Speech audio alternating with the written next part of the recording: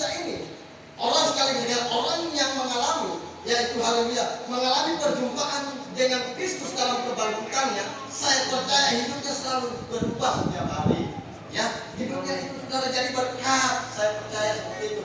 Hidupnya pasti jadi contoh, hidupnya pasti jadi teladan, hidupnya pasti jadi terang, hidupnya pasti akan jadi garam. Kenapa? Dia diubah oleh Tuhan. Kenapa? Mengalami Tuhan dalam hidupnya.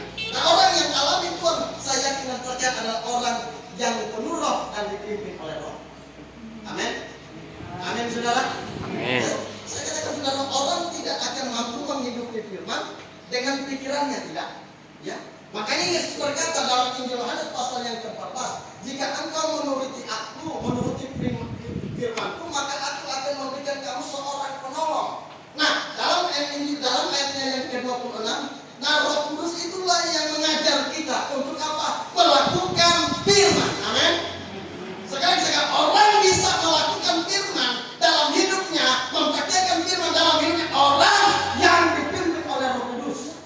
Nah, kalau orang tidak dipimpin oleh Roh Kudus, saya percaya hidup dalam kedagingan. Makanya dalam Roma 8 ayat 8, orang yang hidup menurut daging tidak mungkin berkenan kepada Allah. Amin. Ada amin, saudara? Amin. Ya, orang yang hidup dalam daging. Nah, ini yang harus kita pelajari. Kenapa? Haleluya, hari-hari ini.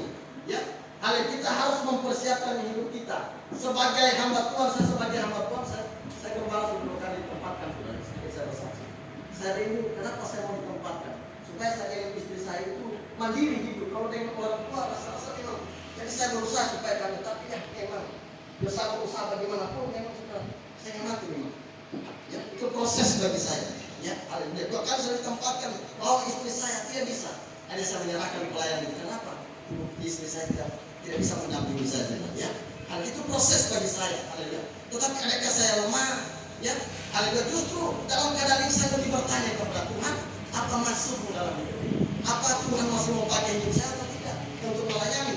Ternyata dari sekolah Alkitab kemarin saya ditelepon oleh teman saya, ya seangkatan dia kan, Om Martin di mana? Kok saya di sini? Mama ini? Ah, Om Martin pelayanan di mana? Gembala dulu. Saya perlu kali gembala tadi. Ya kalau bilang kalau Om Martin memang dari sekolah Alkitab semua sudah tahu.